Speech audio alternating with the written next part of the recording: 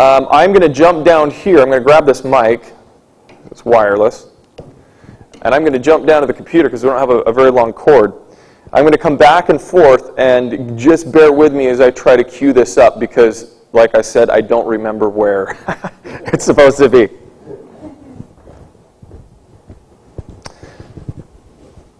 Okay, so fast forward a little bit here.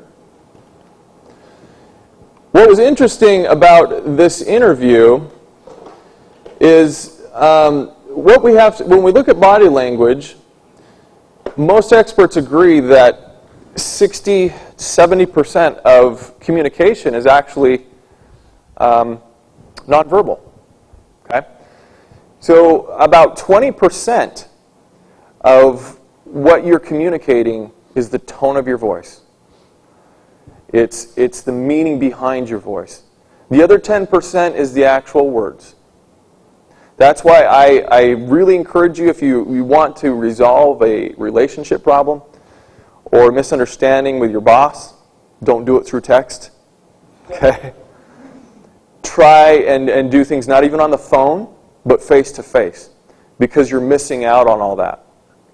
So when we do a forensic interview, what we do is we take the suspect and we sit them in a chair, and it's usually one-on-one, sometimes two-on-one, and we have all these fancy things like hidden cameras and bookcases, and sometimes the camera's right there, but your partner is in the other room through closed-circuit television.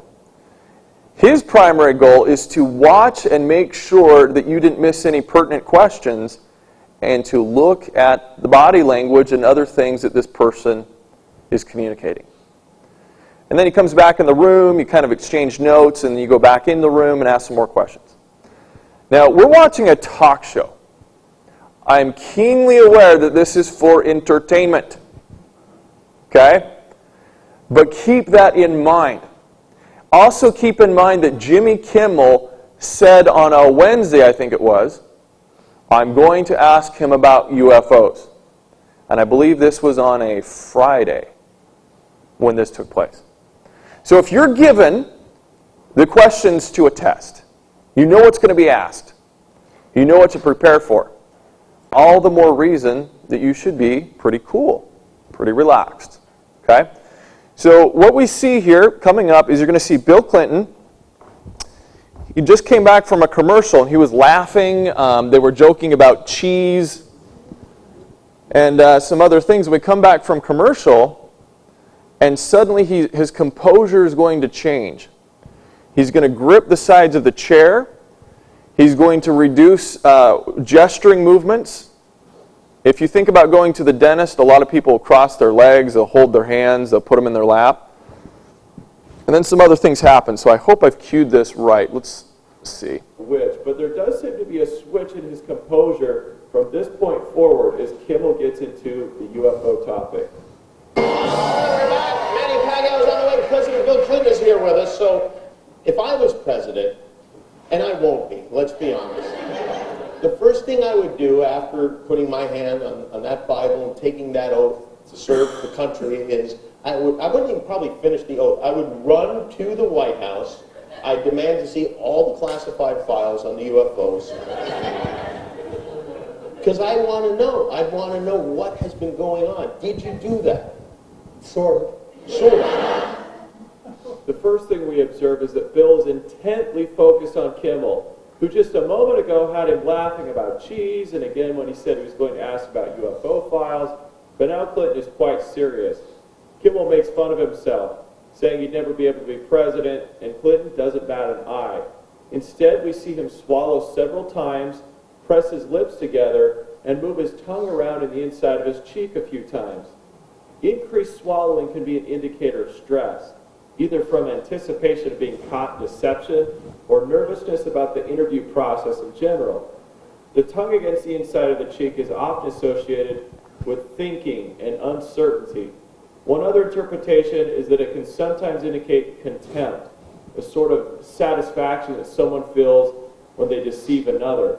Known as duper's delight, the feeling expressed is similar to the secret pleasure someone gets when duping or deceiving someone. Personally, I'd go with the first interpretation in this case. There's too little information at this point to indicate deception, but it does appear that he's starting to lose confidence. Okay, so we have a change in his base behavior. Okay, now as we progress with Bill Clinton, let me also make the point that I try to remain very neutral politically. Okay, that's not my job to jump into politics and tell you who I'm voting or not voting for. But as we know, with Bill Clinton and his history of having made some pretty big lies, we do have a base of what he does when he lies, okay, which is helpful. And as we'll see here, he's different than Obama when Obama gets stressed. President Obama indicates some other tells that we'll see here in a moment. Okay, there is also no one indicator for deception. There's just not. How easy would that be? Just to go around and say, "Oh, you scratched your ear. Okay, you're lying." It doesn't work that way. Instead, what we see are a number of flags, and if you have a number of these kind of building up and you take into account the other things, is it cold in here? Is that why they've crossed their arms, or what is it? When you take that all into account, it starts to build a picture, okay, of a probability. That's as close as we can get. And it doesn't necessarily indicate deception as much as it does stress. For some reason they're stressed. We may not know why. Okay, so here's Bill. He's been asked, did he look into the files? Did he look into Roswell? And what's his answer? Sort of. Okay. What do you think about when someone says sort of? Yes? Okay. Uncertainty? Right? Stalling? Okay. Evasion? These indicators, they're not verifiers. They're very soft confirmations. And what it says is, I got something else to tell you here. Now, Kimmel is very good at interviewing. Okay, so when he asks him, and he says sort of, he goes, well, he explains. Okay, so I'll see if I can find this exact section here. And what I want you to look for here, one of the things that Bill Clinton does when he gets nervous is he rambles. Okay, he bloviates. He sits there and he just starts talking about everything, hoping that he's going to find a thread and that you're going to believe him and he'll climb out of the hole. Okay? And in the process, you're going to see him tell things out of order. He's going to do some things what I call the dead-end alley. He'll start telling a story, then stop, back up. He'll leave that alone and he'll go on to something else. Okay? So let's see if we can find that.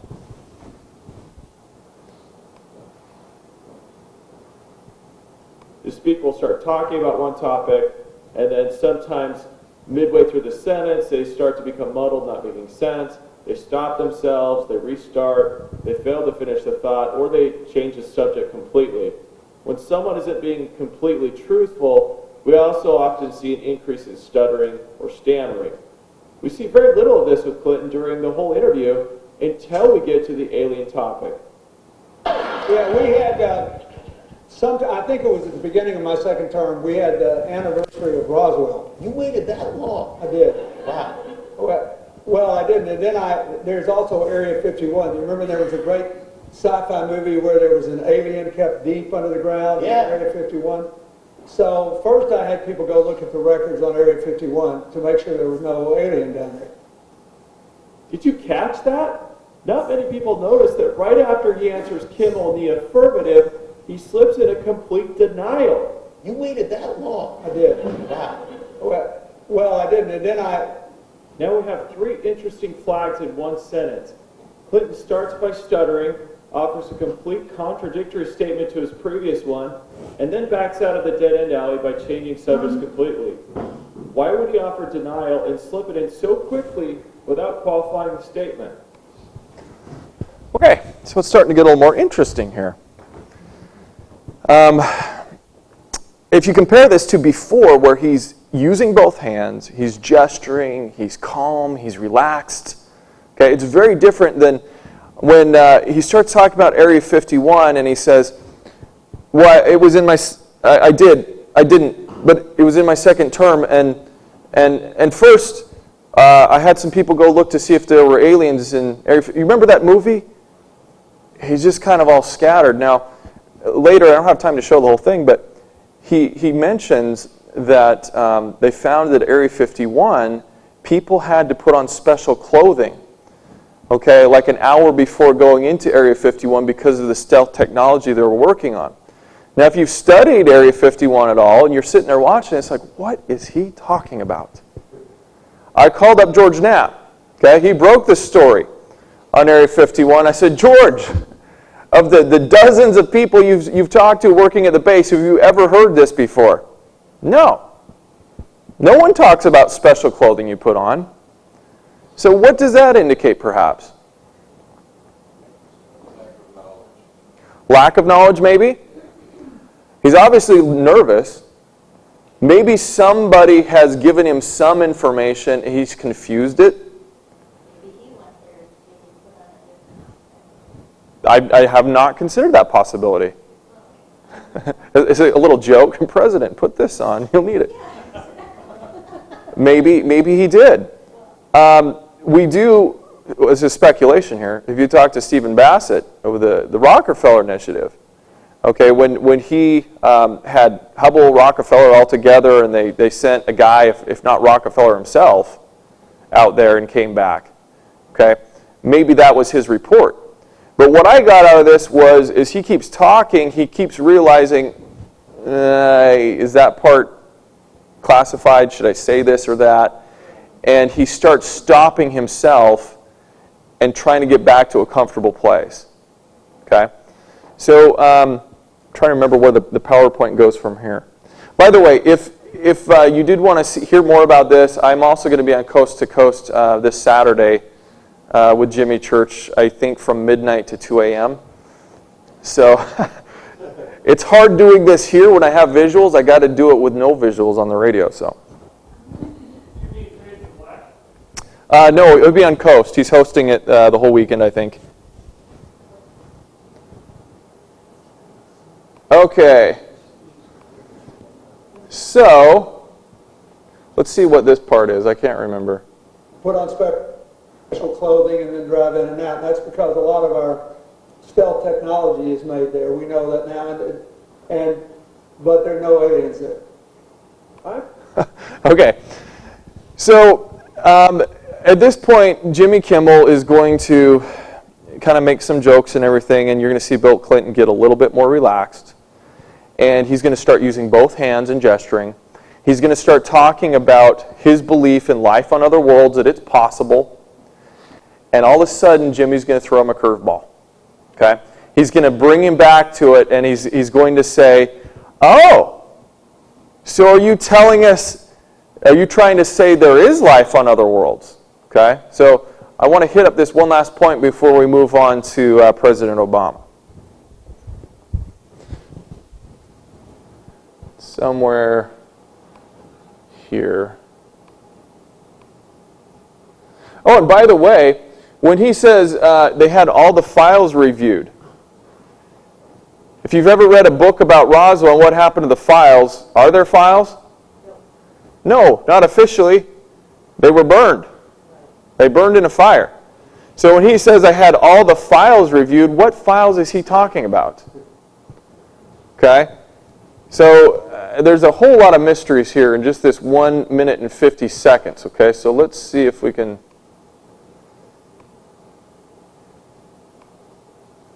Okay, here it is. I think it's right here.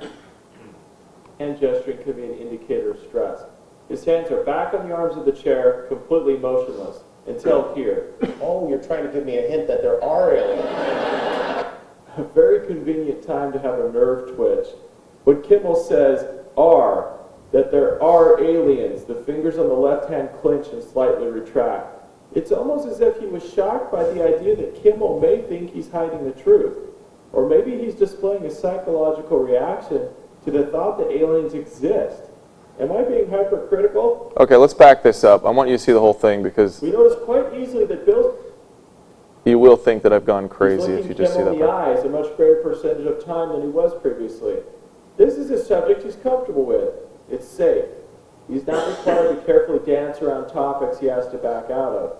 His actions seem to communicate that he will question. Let's see. Of the Sorry, question that guys. Kimmel asks. Since we know Clinton likes to play word games, and they were just talking about Roswell, when Kimmel says, if you saw that there were aliens there, would you tell us? Technically, the question only pertains to Roswell and if Clinton actually saw aliens. If he saw Okay. I don't want to spend time trying to find that one part.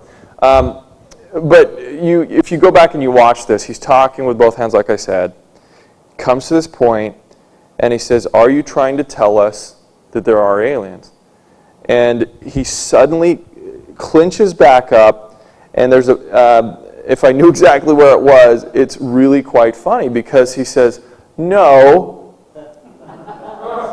what I'm trying to tell you is that there's a great likelihood and possibility. He actually nods his head yes. Okay, so is this being hypercritical? Absolutely. But if you think this is pure junk science, then you can tell the CIA, the FBI, and all these agencies to stop teaching it. Okay, you can tell them to stop using these things. You can't convict someone off of body language. But Paul Ekman, the guy who the TV show Lie to Me was based on, he developed a term called microexpressions. These are the little twitches of your face that last maybe a thousandth or 2,000ths of a second. And when they slow these down frame by frame, you sit there thinking, really?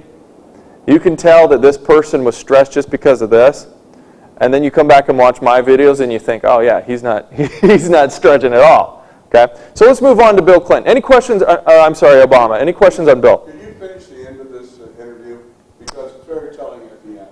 He says that they did investigate Roswell, but he doesn't give any information about what he discovered.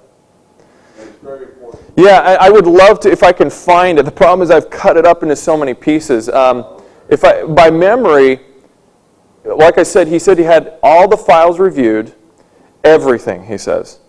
And he says, oh, and where did it go from there? And then Kimmel says, well, if you knew that there were aliens and you had knowledge of that, would you tell us? And he nods his head and he says, yes. And then he goes into his long speech about, well, there could be life on other worlds and all this. And then he says, oh, you are saying that there's life. And then that's where that comes in. That's before that. When he talks about Roswell, it's just left hanging. He doesn't tell what he discovered in the review about Roswell. Yeah. And you'll see that at the end of it. Also, he charged Webster Hubble in the Justice Department to find out about who killed Kennedy and the truth about UFOs. Yeah, and so as we get to Hillary later, it even gets more interesting because of that whole thing. Okay, what we know. Thank you. Okay, so a year passes. It took me 2 weeks to edit this. It turned into 46 minutes. I put it up on YouTube. The Drudge Report picked it up. Coast to Coast was talking about it. It got a lot of buzz, saying that the president looks nervous. Well, I live in Huntington Beach, and you guys, probably most of you are up here in LA, okay? Well, March of this 2015 came around, and I knew that President Obama was supposed to be in town because the 405 was like shut down, right? But at the time, my wife and I didn't even have regular TV. We're just so busy, we don't have cable, don't have anything. And I never even thought to think, well, perhaps when I heard that he was going to be on Jimmy Kimmel, I thought, well, that's cool, whatever, it just inconveniences me driving around. But I didn't think that Kimmel was going to ask President Obama the same question. So imagine my surprise, okay, the next morning, I wake up, and I have a flood of emails in my box, and it says, when are you going to, analyze this? You got to get on this. Look what happened. What are you talking about? And as I got online and I watched the video, I was blown away. Okay? Now, this kind of tells it a little bit better if I can find the spot on the video, but to preface, the LA Times did a story on this video. And they proposed or posed the question, would Kimmel ask President Obama the same things? And then they link my video of this interview. Okay? Somehow, Jimmy Kimmel's production or somebody brings it to Kimmel's attention, and you're going to see what happens. See if I can... Oh, what we got to do now is we got to drag this video back because...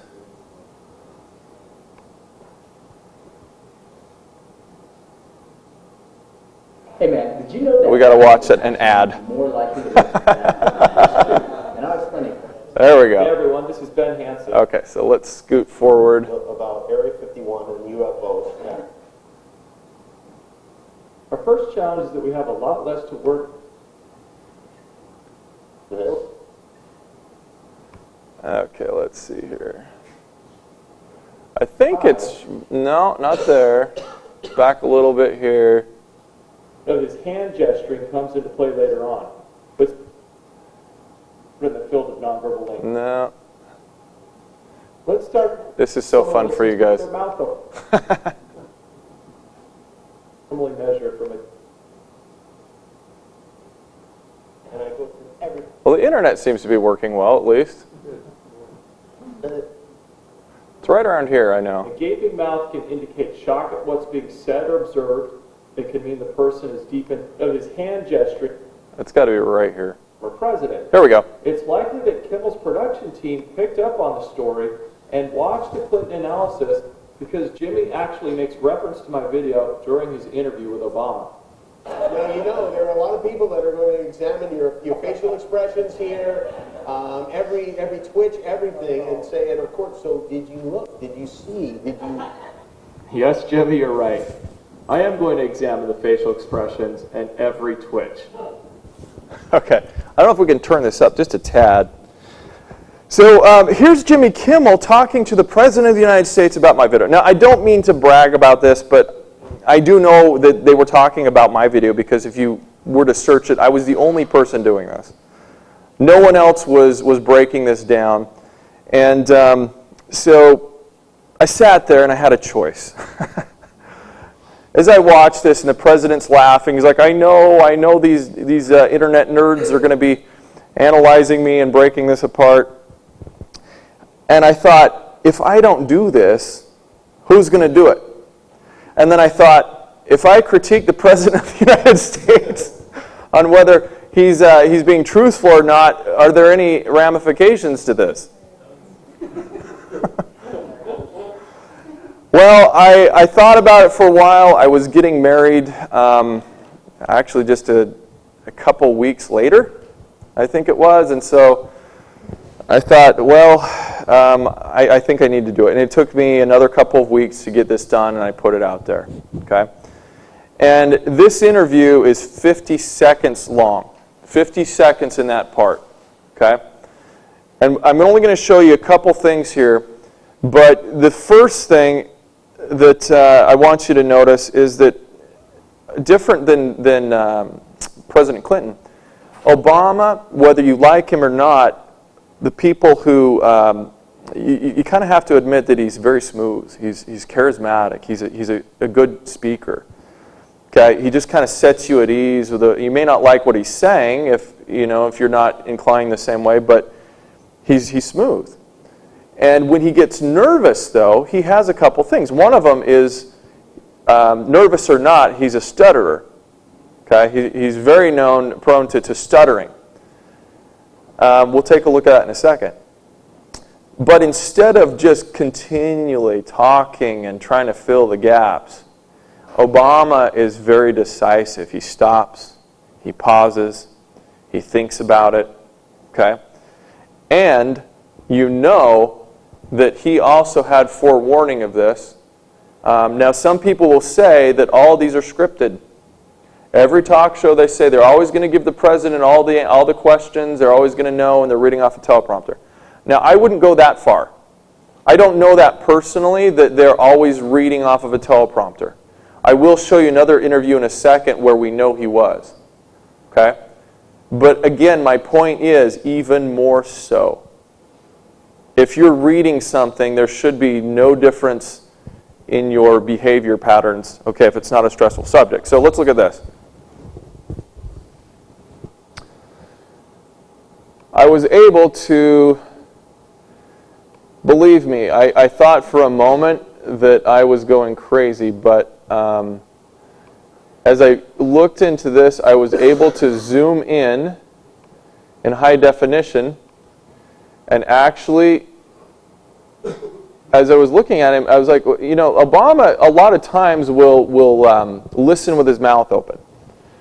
Okay, and I thought, well, what does this mean? And I looked into what people have studied, and sometimes it can mean you're pondering, you're thinking about a question that's being asked, but the majority of the time, 80% is because of a nasal obstruction. Okay, you just are not getting enough air. All right, so what was interesting is I was able to zoom in and actually get a breathing rate, okay, from Obama here. Oxygen level is high, our body is instructed to breathe more often. People experience an increased breathing rate for a few different reasons. Besides attributing it to exercise, since we can see the president didn't just go for a jog, their body could be responding to stress, pain, anger, or experiencing a panic attack. Let's have a look at Kimmel sets up the UFO question, and let's see if we can take a breathing rate measurement. We'll lose some resolution as we zoom in, but if you can look somewhere near the lapel and tie mic, you can quite easily see the chest rising and falling. Pay attention to the shallowness of the breathing as well. My hand would just, it'd still be hot from touching the Bible, and I would immediately race to wherever they will have the files about Area 51 and UFOs, and I go through everything to find out what happened. Did you do that? If you do the math at 10 breaths in 14 seconds, that works out to be an average of 42 breaths per minute. 42 breaths per minute! Certainly this can't be the case. People would end up hyperventilating if they stayed at that rate for more than a few minutes. Wouldn't we have noticed his voice giving out as if he was running out of air? Yet he sounds normal. Well, that's the point when it comes to some forms of stress breathing. The body doesn't need the oxygen yet. It only thinks that it does because... All right, so I looked at this, I'm like, how can this be? Because I took some measurements from before and other parts of the interview. He's talking about Kanye West, he was talking about other subjects. He does have an elevated baseline. It's what I was able to measure was about, I think, 24, okay? Now anything above, I believe it's 24 breaths per minute, is considered tachypnea. It's a medical condition.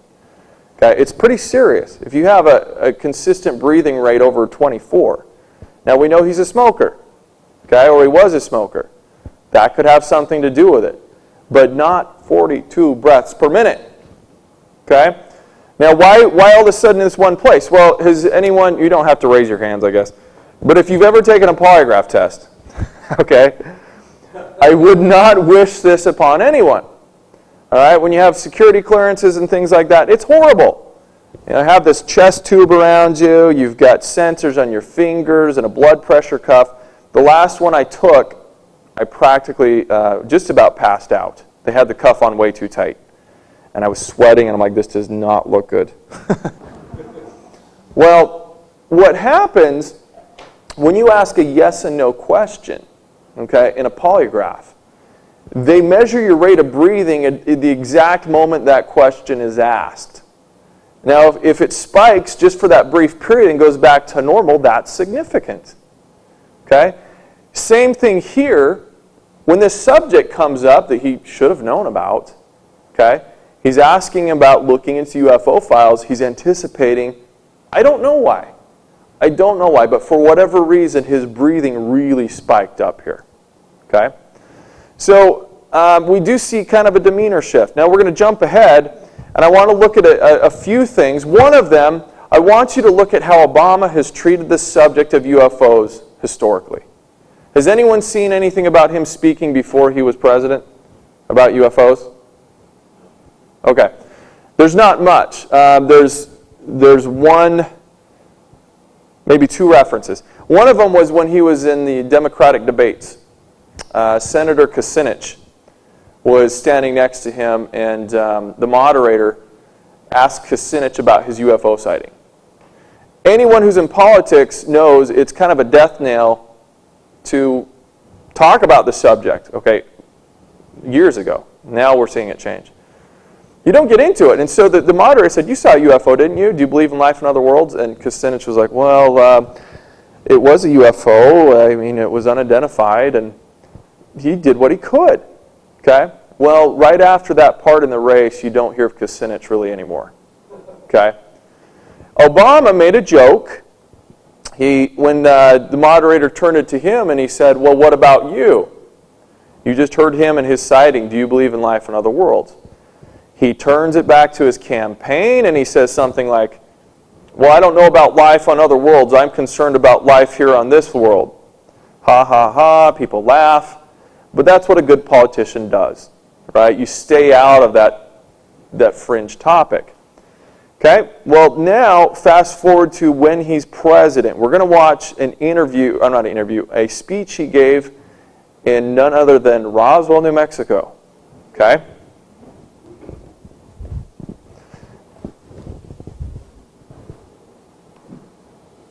So let's see if we can fast forward. You're going to see Lee Spiegel of the Huffington Post. He's a great friend to ufology. He runs a lot of stories on what they call the weird news column. And he actually pointed me to this clip because I hadn't been aware of it. You find these little gems here on the internet.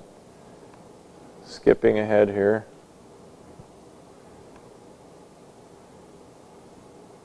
I really apologize, guys. It's I'm just stabbing at time codes here because here we go. I think it's got to be right around here.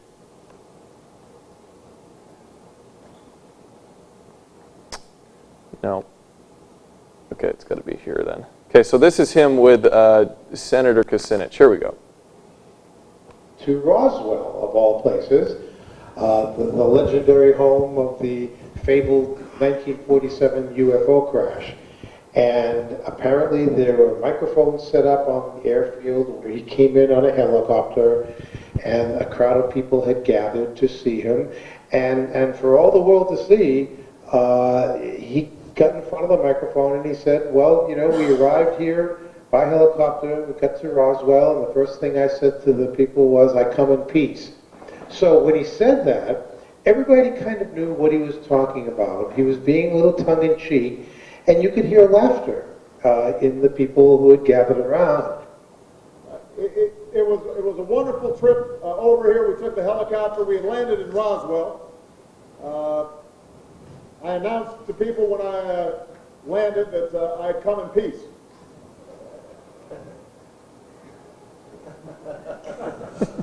Let me tell you, there are more 9- and 10-year-old boys around the country when I meet them. They ask me, have you been to Roswell? And is it true what they say? And I tell them, if I told you, I'd have to kill you. So, and their eyes get all big. Yeah, so we're going to keep our secrets here.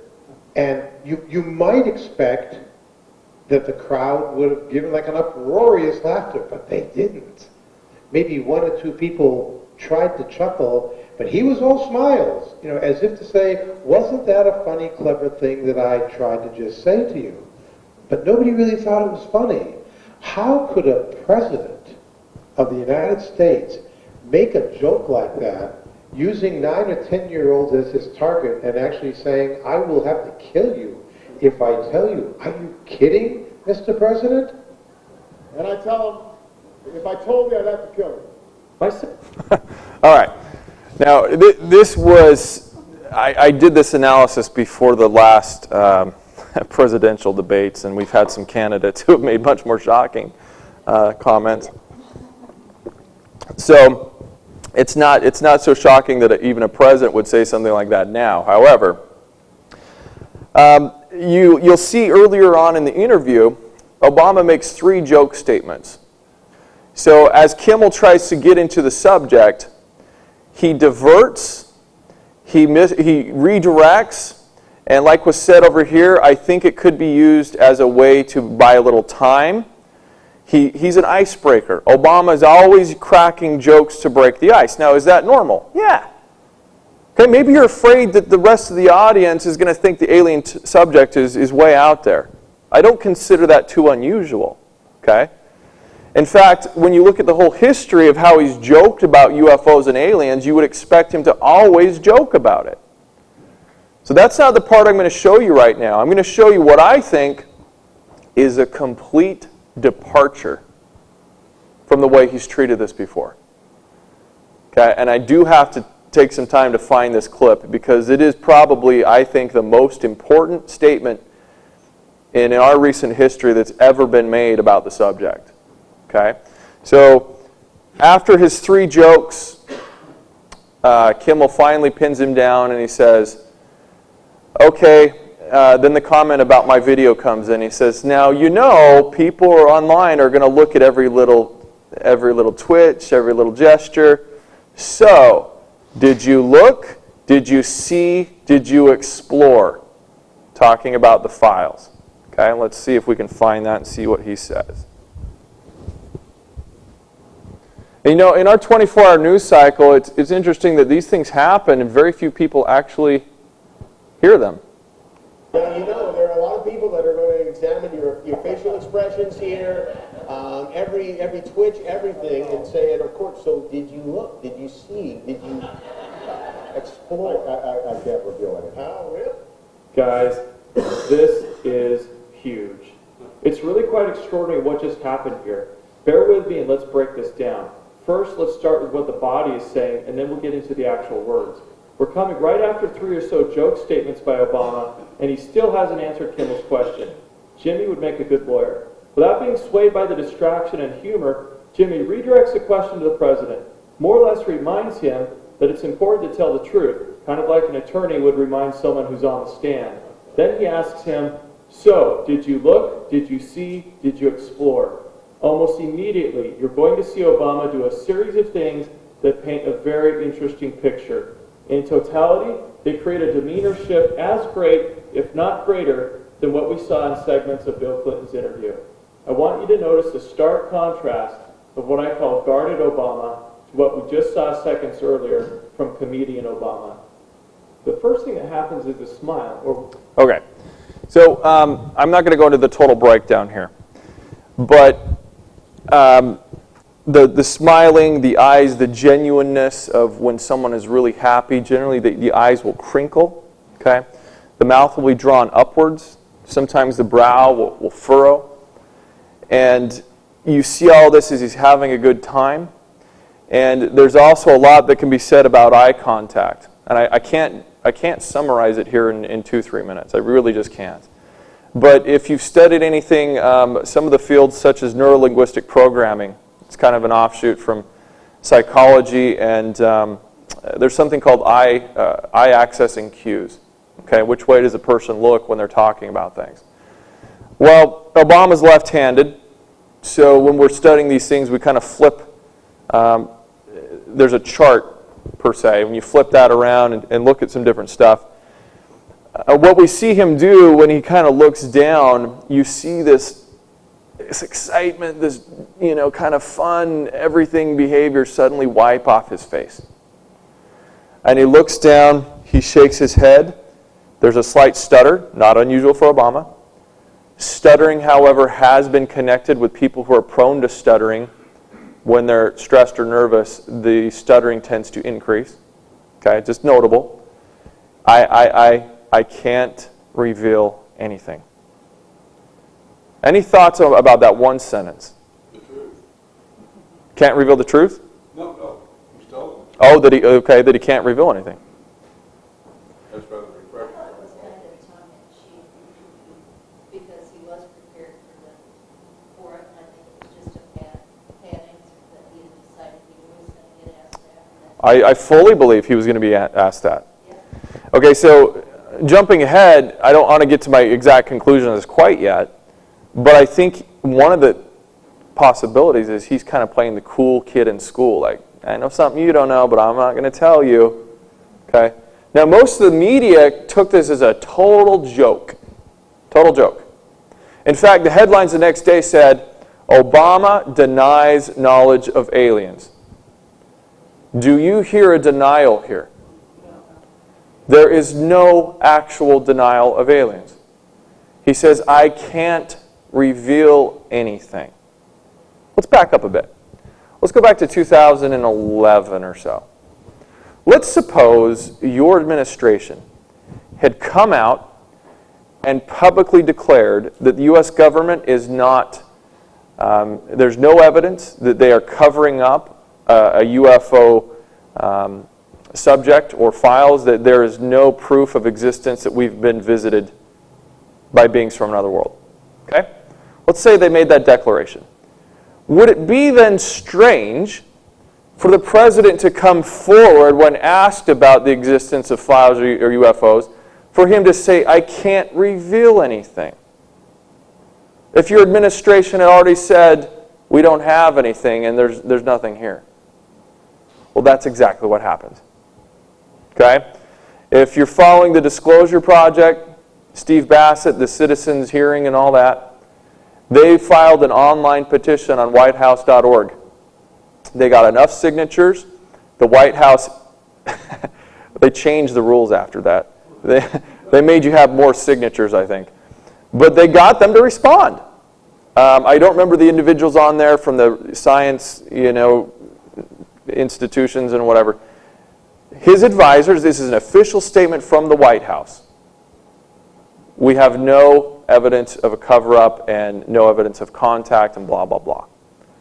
So why would the president now come out and say, I can't reveal anything? The question is there then something to reveal? Have things changed? Okay? So before we leave President Obama here, let's see what time we got. Can we see the rest of this clip to see how he responds afterwards? Yeah, I just have to find it. Because, well, it doesn't continue right here. It's a little bit further because he does, sort of like Clinton, he comes out of that, right? He comes out of this very kind of seriousness, and he makes another joke, okay? He comes out and makes another joke, and I'll see if I can find that, and that's how the segment ends. So if I can't, then we'll move on, but let me see.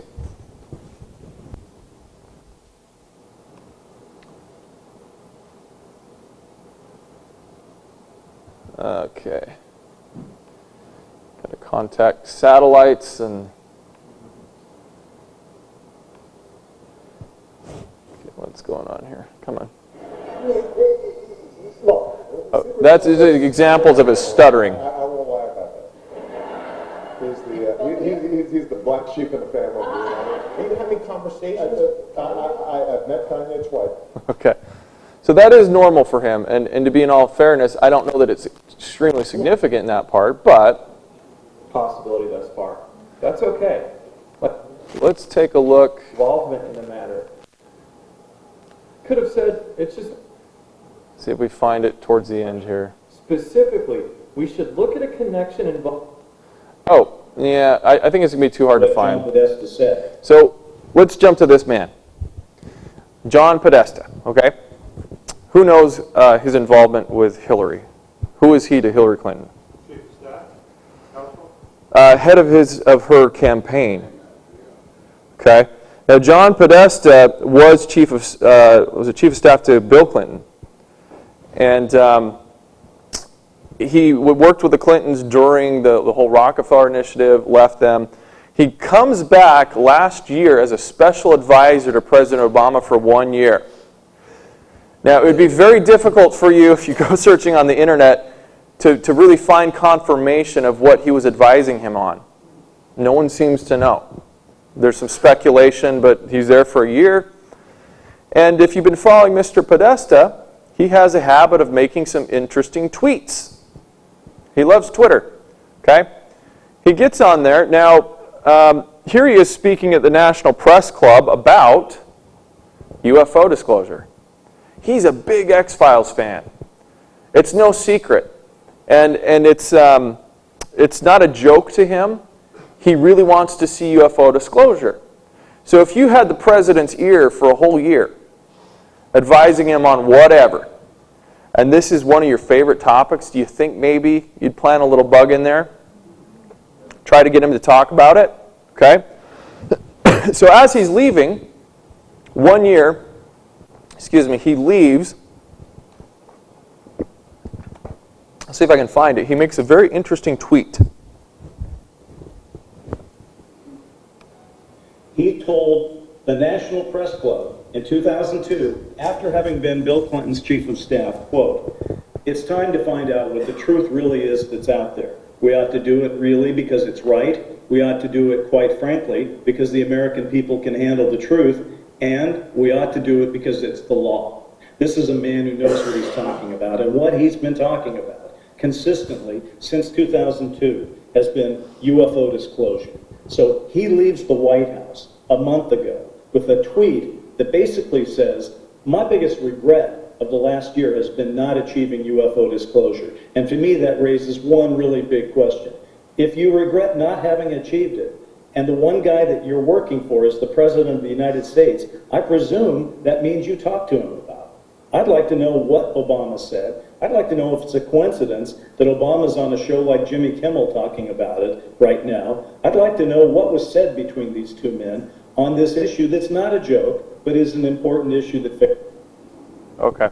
So I can't actually find that tweet was top advisors. right here somewhere.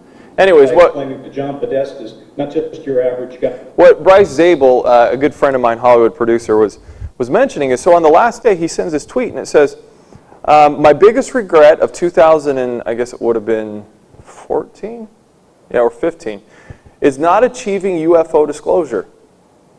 And people are like, ha ha, the press is like, you talk about UFOs, you didn't get. It's not a joke to Podesta. That's what the media just doesn't get. Okay, so he tweets that out. Now he becomes Hillary Clinton's campaign manager. Now, if you haven't heard about this, you're kind of not watching the news at all, because it's been mainstream. It's been around the world many times. He's been tweeting. He's been asking the press, ask Hillary about UFOs. He tweeted to one actress who interviewed her, Lena Dunham. He said, great interview. Next time, ask her about aliens. Okay? So we have a reporter for the Conway Daily Star, I think, or Daily Sun, Damon Steer. Okay? Connecticut, I believe it is. And he loves the subject. Now, every time these candidates come through, it's kind of his little thing. He gets an interview with them, and he asks them about UFOs. Okay? Now, this is the part that goes along with the PowerPoint presentation I don't have. What do you think happens when Hillary comes through? Anyone hear about this? No? Okay, and this is why I don't know if disclosure is going to happen. Okay? He asks Hillary Clinton, and it says, hey, your campaign manager has been talking about this a lot. I know you've been interested, you and Bill, and you looked into the files.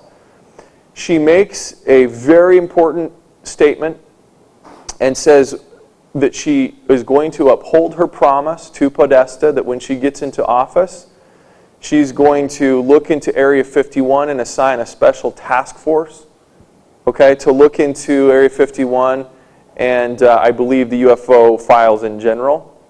And if it's not a matter of national security, she's going to have them released. Now, we'll hear her say this on Kimmel here in a second. I'll come back to that point.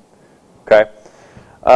I do want to show you one other thing as this is evolving with Hillary now. We're jumping back to Obama. He's good friends with Ellen DeGeneres. Okay?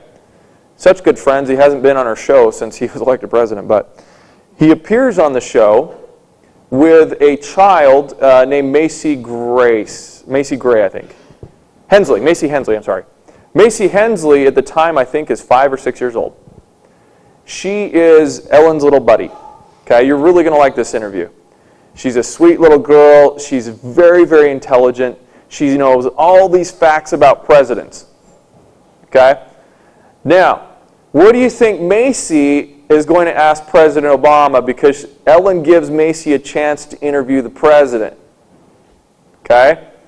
Now remember, he's talking to a little child, and I can guarantee you this one is scripted, because we don't have time to go into it, but I point out in the video where I can show you they're reading the teleprompters. Now Macy doesn't know how to read yet, but they made her special cue cards. Okay? And in other interviews, you'll see the cue cards. They put little picture symbols for her, so she knows what questions to ask. Okay? Maybe for Obama too. That's how they do it. I don't know. But you'll see them kind of going like this and looking at, if it's a teleprompter or cue cards, and playing a staged role. Still very important, okay? Because what he says. Now it should be linked right here. And by the way, Ellen show is the only one who's pulled my video. They didn't pull it off for using their content, but they wanted all the money from it. Jimmy Kimmel didn't care. What's that? So this commercial goes straight to Ellen. Get out. Decon bait stations. All right, so let's see. There's not even a skip this ad button. That's how. Hey everyone, this is Ben Hansen. Okay. Let's jump. Let's see if we can jump right into President it. Obama made them If I can find the beginning of the interview next here. day on Friday. Let's take a look at how that segment started out. We have a little presidential expert, and she has never met a president before, and her name is Macy Hensley, and I'd like you to meet her. All right. I want to meet her.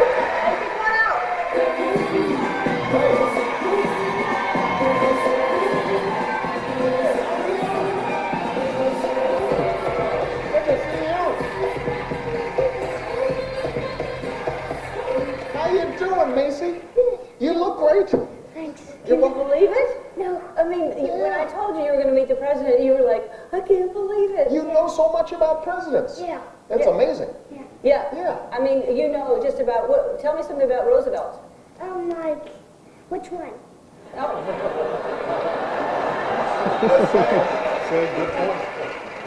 Whichever one you want to tell me about. How about Theodore? Alright, so, he, after his mom and grandma died, he went off to be a cowboy.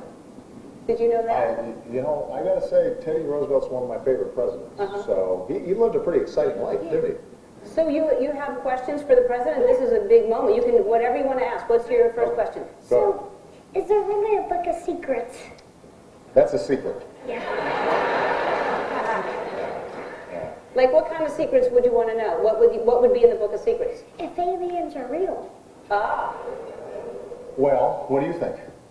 Well, after watching this TV show, I think aliens are probably real. Golly. Okay. Well. Which TV show was that? I think it's called, like, America's Book of Secrets. There you go. Well, seems like somebody spilled the secrets already. I thought that was classified. It's a book of secrets, and yet there's a TV show. Yeah, well, the truth is, Macy, we haven't actually made direct contact with aliens yet. But when we do, I'll let you know. Yeah. Okay. Yeah. What else? Very interesting. If you remember, President Obama's last public statement on the subject took place on March 12th, 2015. Okay. So this is practically a year later, and now we can see kind of the full progression of where Obama's come with this. Okay? He's over here, he makes jokes. That's the only thing he knows about the subject. Once he becomes president, he keeps making jokes up until a certain point.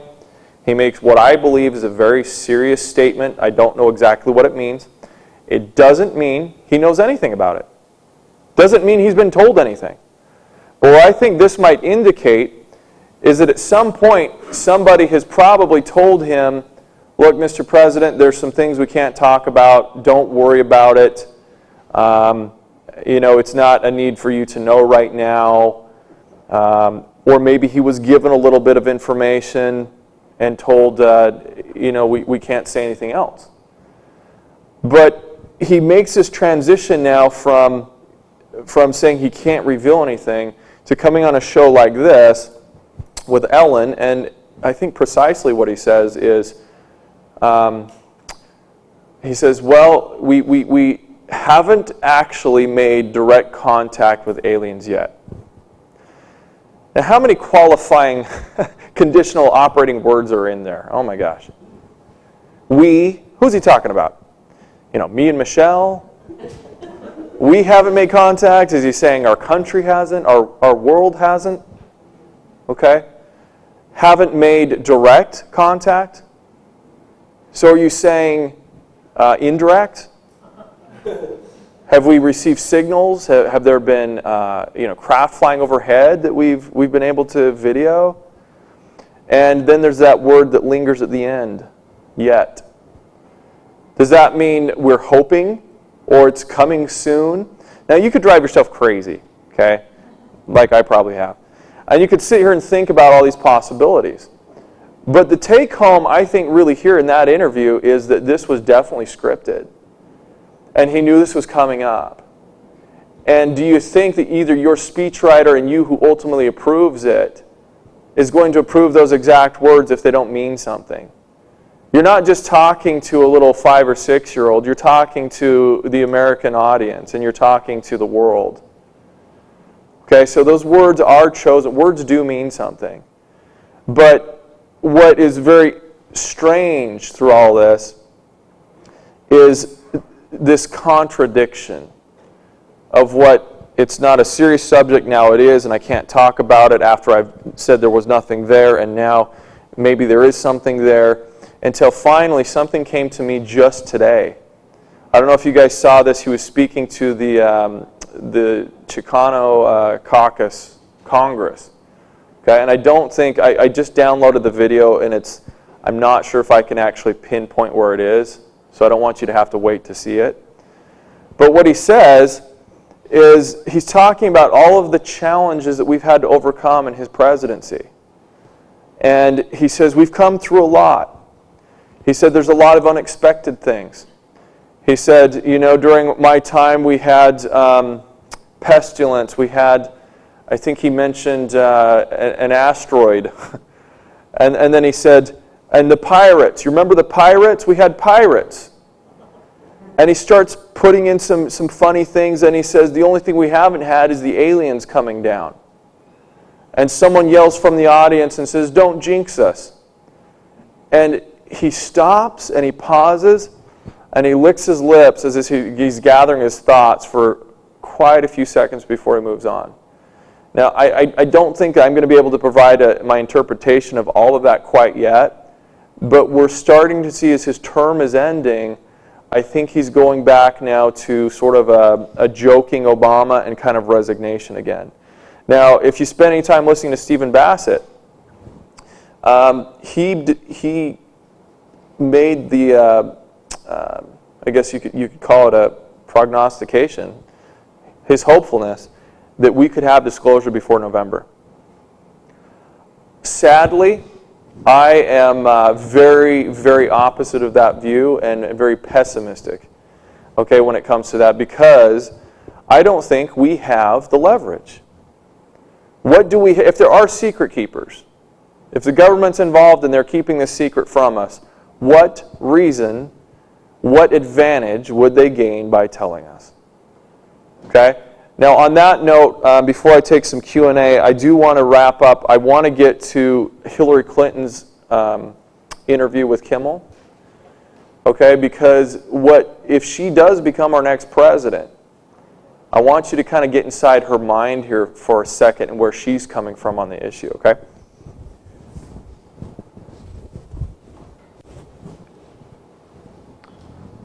So with this one, I have not finished the interview, so we're just going to have to look up Jimmy Kimmel and look up their interview of it because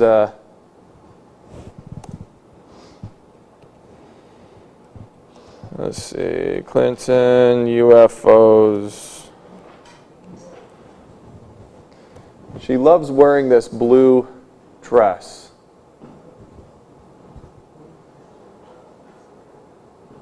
Okay, I think it's on this one right here. About 3 minutes into it.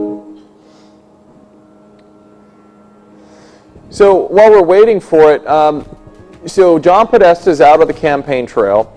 This is suicide for a political campaign, okay? If you thought that you know, they keep a tight rein on the people that are working for you, and you got your campaign manager, John Podesta, if you didn't think this guy was a nutcase, you would get him out of there right away. Because he's going around, We've learned a lot of. he's going around telling people, ask Hillary about UFOs. Aerial phenomenon. She keeps him in there for a reason. She does want to talk about this. I'm going to do it. Here we go. Let's see, right? I think it starts right Those about files and see what was going on. right about here.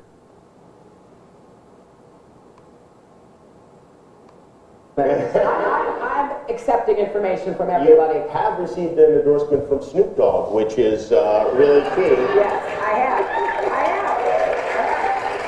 That's right. When we had your husband, President Clinton, on this show, he said, I asked him about UFOs in Area 51, and if you looked in, because if I was president, that's the first thing I do. I go right into those files and see what was going on. Right. And he said that he did do that. Yes. And that he didn't find anything. Well, I'm gonna do it again. Yeah, why not? Right? And you know, there's a new name. It's unexplained aerial phenomenon. Unexplained aerial phenomenon, Yeah, really? yeah, UAP. That's the latest nomenclature. I like the old one. I like UFO. I don't know why. Well, I think we can use them interchangeably, but I would like us to go into those files and hopefully make as much of that public as possible. If there's nothing there, let's tell people there's nothing there. What if there is something there? Well, if there is something there, unless it's a threat to national security, I think we ought to share it with the public. Well, what if everybody's all hopped up on medical marijuana and everybody gets paranoid? I would love it. That's why I want more research. If you share it with me, I'll decide what is the best course of action. I really have my ear to the ground. Well, I'm more than happy to do that. Do you love... Okay. So let's look at her last statement here. How many people, and let's not make this political, okay?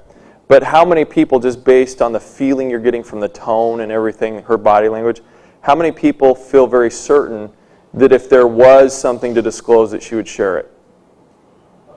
You do? Okay. I think she wants to read the disclosure, President. She wants to... It's a possibility. I personally feel the immense uncertainty here of her saying, yeah, sure, I would share it. Because she's speaking as if someone who doesn't know what she's walking into yet. How could it not affect national security? That stops it right there. Prima facie, just by the fact that it exists, it affects national security on a major level, and that's why it's been secure for many years. A very, very good point, if you guys heard that. How could this not be about national security? So you're not going to get any instant disclosure from Hillary any more than anybody else. Well, the reason I think it doesn't have anything to do with national security is because I don't think there's a dang thing we can do about it. Maybe summarize that on the... You don't think there's anything that we can do about it so that it's... You could fully disclose it, and all it's going to do is have people get upset. There's people going to, you forget we live in California where people are very open-minded. You just can't Right. go to Kentucky. Yeah.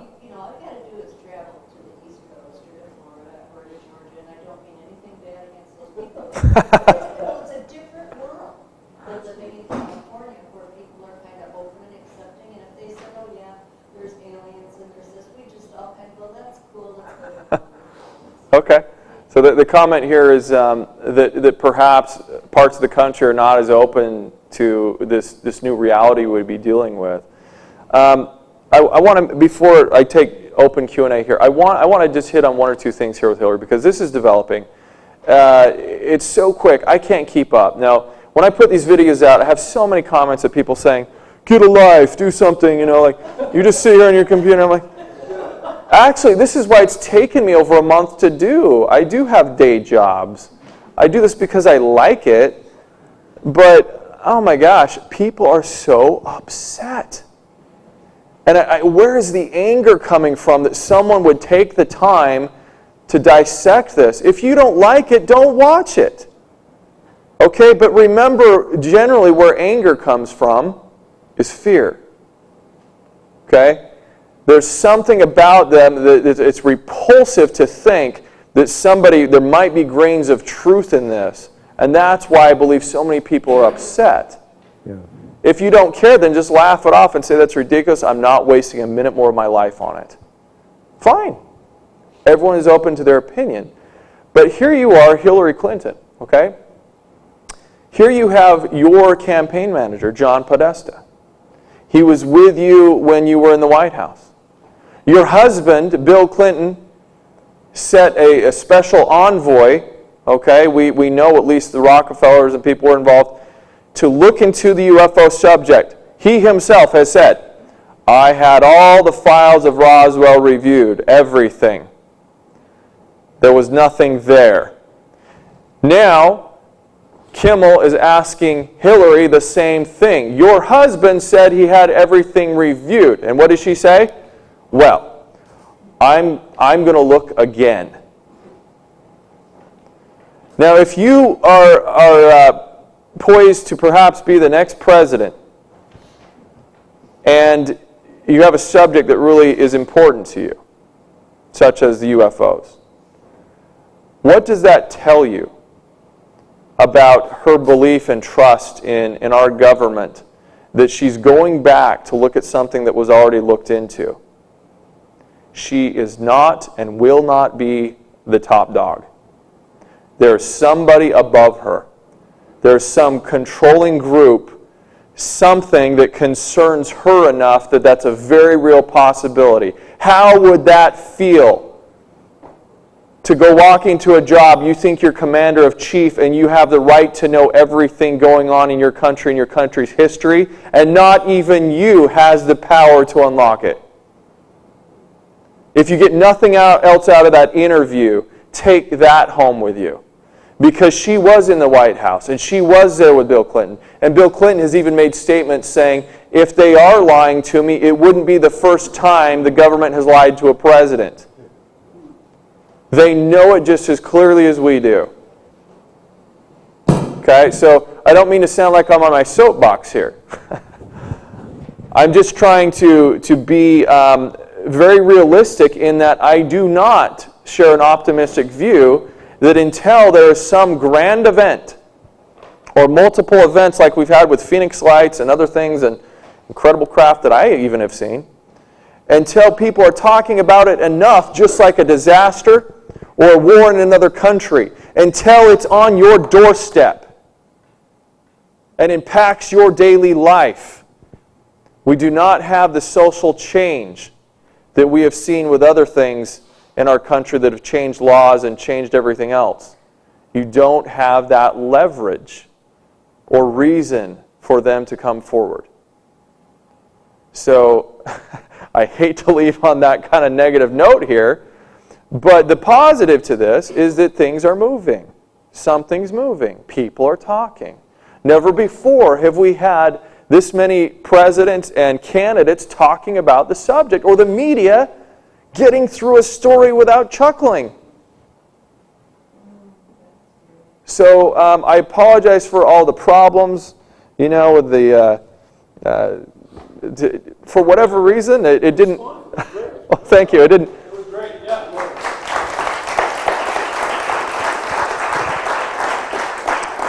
Ben, great talk. Thank you. Alex, thank you. And we'll open the Q&A.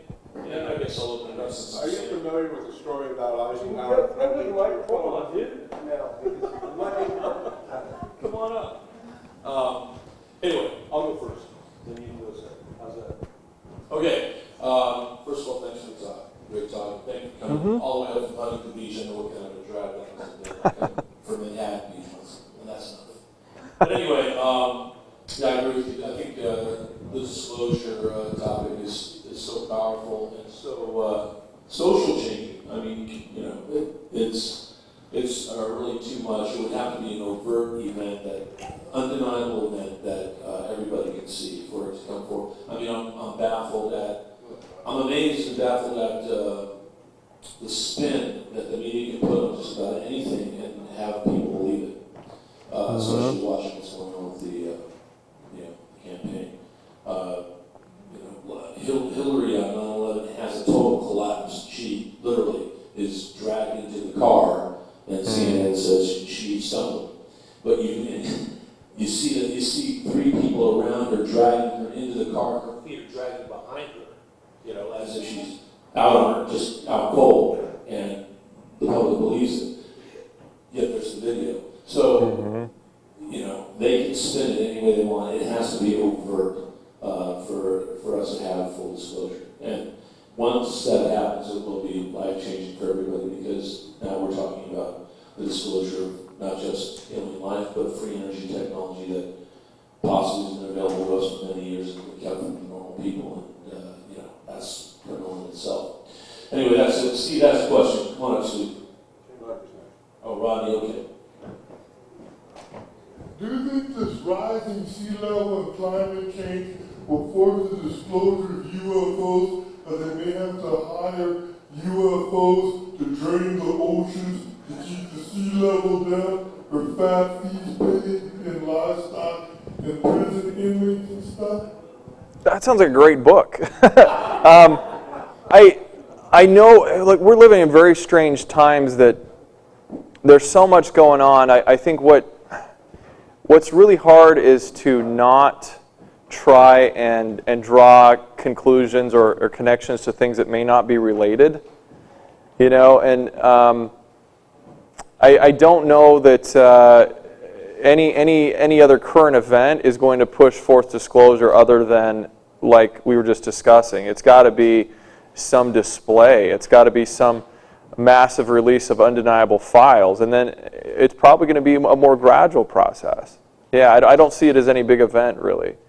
I understand what I'm just trying to say is, the rising sea level and the global warming is very threatening, and even the Pentagon, in regard to the threatening, do you think the disclosure will come after once people see these big, gigantic UFOs draining the ocean with these cell pumps and these huge bunch of UFOs that are these small tanker saucers, just lying up to literally get water from these UFOs draining the ocean just to keep the sea level down? Well, if I saw that, I for sure would be a 100% believer. So let's hope they're around if it gets to that point, right? Let's hope they're around to help us out. But do you think they will drain the oceans like about maybe 2 or 3 feet? We're going to 2 or 3 feet within the next 5 years. That's a good projection. Let's hope it doesn't get to that point, right? Because California would be mostly gone. I know, and that's why the UFOs need to drain the ocean to keep it from being mostly gone. All right, thank you.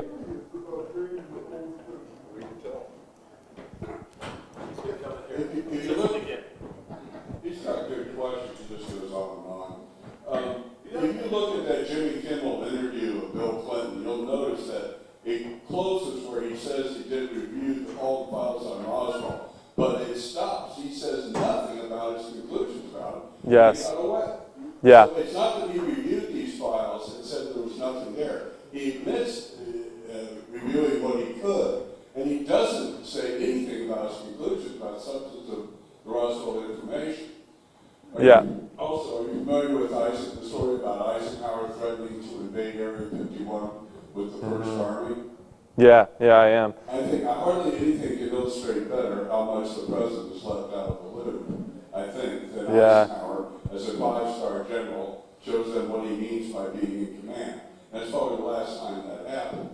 Yeah. Last time we had such an authoritarian figure, I think, in the presidency like that. Well, thank you. That brings up a great point too. That both of your points, like he was saying, the Clinton video. In my analysis, I make the point that after he says I had everything reviewed, he nods his head kind of like in disappointment, but he doesn't actually say, yeah, I didn't find anything. Exactly. Right? He just says, yep, had everything reviewed, everything. And that's the difference when you're on a talk show. If you're doing a true forensic interview, you're not going to let people get away with that. You're going to get them on record and keep redirecting until they give you a solid answer. Okay, but the way that people respond, whether it's an entertainment show or a forensic interview, is pretty similar. People will use these non-direct responses. Okay, and you got to pin them down to get the real truth. The other thing, and this is not me getting political here, but Eisenhower, I have a good friend whose father, World War II hero, was personal friends with Eisenhower, and who, in his dying months, to his own children, told them the story of how he was back at Wright-Patterson Air Force Base in 1948. Okay, and held and saw the wreckage and even one of the live bodies at Wright-Patterson. And what he said and told his sons regarding the politics of it, whether you like this or not, is that if presidents are told, there tends to be a trend that Republican presidents are told more than Democrats. Could it be because they're more defense-oriented and militaristic? That's what he said, in part because of like the Eisenhower and everything else. Now, ask yourself this. This is a great point made by Grant Cameron, okay, and Stephen Bassett, and I agree. If the UFO subject is so taboo, it's so off limits for politicians, and arguably we have two candidates who have the easiest pot shots you could take at either one of them and just open up on them. And if you've got the UFO subject here, you can be like, and what about you and your fascination with UFOs and little green men? What's that about? Oh, she's crazy. How come I have yet not seen anything from the Republican campaign, from Trump, from his constituents, his pundits, mention on a serious note poking fun at her mental instability or anything for being involved with the UFO subject? It's not happened.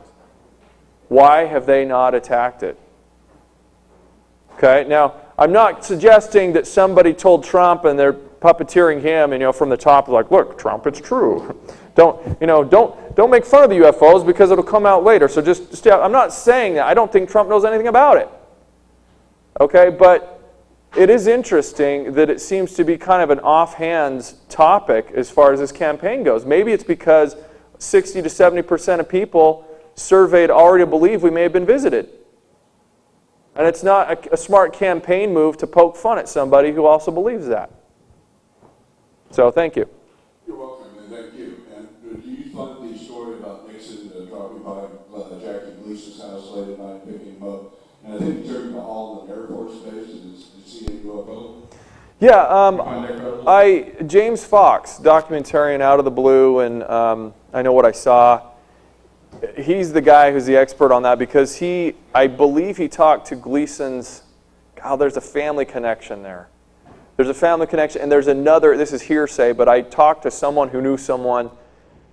All rumors, but they actually saw a video of that. That there is a film supposedly that meeting exists. I'm sorry, I'm getting two stories confused. The Holloman Air Force Base with Eisenhower, and the Nixon thing with Gleason, that was confirmed by Gleason, I want to say his sister or something. That could be ex-wife. Thank you. Thank you. Yeah, the Holloman thing, but that was also from James Fox knows someone else from that story. So, no, Holloman's New Mexico. Yeah. Any more questions? I got one last one. Sure. Why do you think Mr. Apologists want disclosure? I mean, what good will the passwords be? What about the secret handshake? Will no longer be special. Yeah. Why the hell do we want disclosure? So that I'd be out of a job. Well, Bryce Zabel, who was in the video here, and Richard Dolan wrote a great book called AD After Disclosure, and and it's kind of the hypothetical what would happen. He spoke here, Bruce Seidel. Yeah, he's a great friend of mine. And I tend to agree with them. Who are they going to turn to? After the media has been making fun of our UFO conferences and making fun of the speakers and everything, and disclosure comes out, and all of a sudden people are frantic and looking for experts. Who do we talk about? Who's going to tell us what this means and what's going to happen, right? And so we look at the gamut of speakers and authors who are in this field, and it's so diverse. On one end, you've got people who believe that, we're infiltrated by hybrids and they're walking among us in every corner. And on the other end, you've got people who don't believe the government knows anything, but there's a possibility and they're very skeptic. Okay, so it's going to be a melee in the beginning as they're searching out who's the expert on this anymore. What about abductions? What about us collaborating with aliens on abductions? Well, and taking the liability. Sure. Yeah. That's $1 million, billion. Well, and the thing is, it's like, look, it's like if you've been in, if anyone had been in a relationship that someone was unfaithful to them, and you've maybe questioned throughout the relationship they weren't being truthful, and they finally come forth and say, yeah, I had an affair. You start to think, well, what else is not true? What else have you done in the past when I didn't feel right about this? And before you know it, that whole relationship is probably destroyed. And I think that's one of the main theories as to why they don't come forward, because maybe our country's had an affair, right? So how do we go on from that, and how do we fix it? So anyways. What's in that big drink? Yeah, this is unhealthy. This is Mountain Dew, and it's diet. Oh, beautiful. This is from 3 hours of sleep. But you know what? You guys have been so engaging. I've only drinking this much, so thank you. Well, I'm sorry that if you were interested or want to send your friends, I'll be in Orange County tomorrow night doing this with a computer. It'll be much smoother. I'll be in Coast to Coast Saturday night, and then also, if you guys are interested in night vision, I'm the guy that I haven't done the Contact in the Desert, but I normally do the UFO Congress and a lot of the MUFON sky watches. So I have a company called Night Vision Ops, and I do have a couple scopes here with me. We probably would not see any stars here in this light pollution, but if you're interested and you're looking in the market, come and see me. I can give you a card, and we've got scopes, goggles. We're experimenting with thermal equipment and stuff like that, and I just got sick of seeing things in the sky I couldn't record, so that's why I got into the business. So, all right, thank you.